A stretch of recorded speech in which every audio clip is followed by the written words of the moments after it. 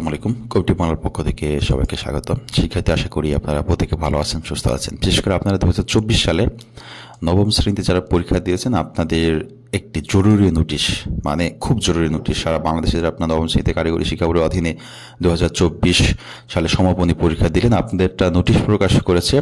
সেই নোটিশটা যদি আমরা একটু দেখে আসি, একটু মনোযোগ দিবেন, এটা আপনার জন্য খুবই জরুরি। দেখেন, এসএসসি ভোকেশনাল ও দাখিল ভোকেশনাল শিক্ষাক্রমের নবম শ্রেণী সমাপনী পরীক্ষা 2024-এর বহিষ্কৃত শিক্ষার্থীদের তালিকা প্রসঙ্গে, মানে নবম শ্রেণী যাদের আপনাদের রেজাল্ট আসবে না 2024 সালে, নবম শ্রেণীতে যাদের রেজাল্ট আসবে না, সারা বাংলাদেশের জন্যই এরকম একটি নোটিশ প্রকাশ করেছে কারিগরি শিক্ষা বোর্ড। যে বিষয় হচ্ছে, এসএসসি ভোকেশনাল ও দাখিল ভোকেশনাল শিক্ষাক্রমের নবম শ্রেণী সমাপনী পরীক্ষা 2024-এর বহিষ্কৃত শিক্ষার্থীদের তালিকা প্রসঙ্গে এত দ্বারা সংশ্লিষ্ট সকলের অবগতির জন্য জানা যাচ্ছে যে 24 সালের এসএসসি ভোকেশনাল ও দাখিল ভোকেশনাল শিক্ষাক্রমের নবম শ্রেণীর পরীক্ষায় অসদুপায় অবলম্বনকারী শিক্ষার্থীদের শাস্তি শৃঙ্খলা কমিটি কর্তৃক নির্ধারণ করা হলো।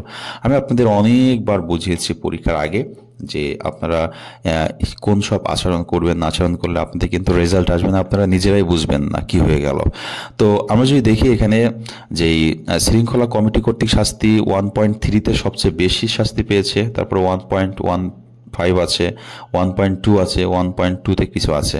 তো শাস্তির ধারা অনুসারে শাস্তির ধরন শিক্ষার্থীর নিজ দায়িত্বে পরীক্ষার পরিচালনা সংক্রান্ত নীতিমালা 2024-এর পরিশিষ্ট গতে জেনে নিতে হবে।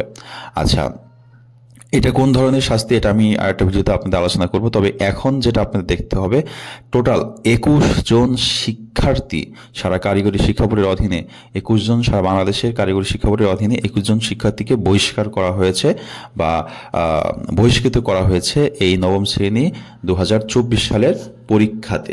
সেটা আমরা কিভাবে বুঝবো, আমার রোল নাম্বারটা এখানে আছে কিনা দেখেন। কেন্দ্র কোডও এখানে দিয়ে দেওয়া হয়েছে। এটা হচ্ছে কেন্দ্র কোড, এই যে এই ঘরটা হচ্ছে কেন্দ্র কোড। তারপর রোল নাম্বার দেখবেন আপনার রোল নাম্বারের ভিতরে আছে কিনা।